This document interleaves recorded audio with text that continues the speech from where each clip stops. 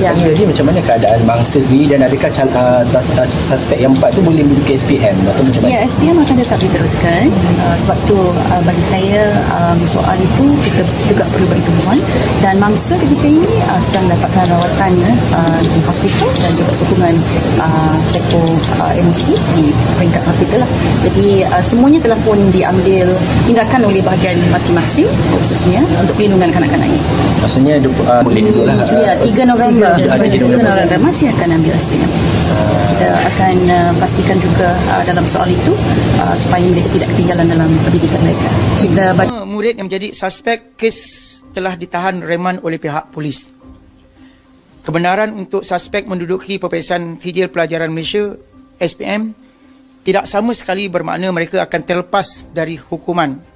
Ia tidak mengganggu proses undang-undang yang sedang berjalan. Hak mereka sebagai murid dan calon SPM tetap kita akan berikan. Okay. Sementara kes yang melibatkan mereka akan diputuskan oleh pihak yang berkaitan.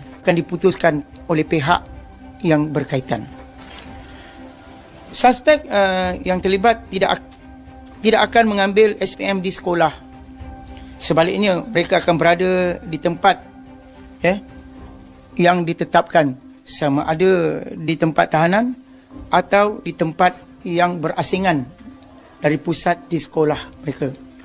Pada masa yang sama, Lembaga Tata Tertib Sekolah telah bersidang pada hari ini dan telah menjatuhkan hukuman buang sekolah terhadap semua suspek yang terlibat.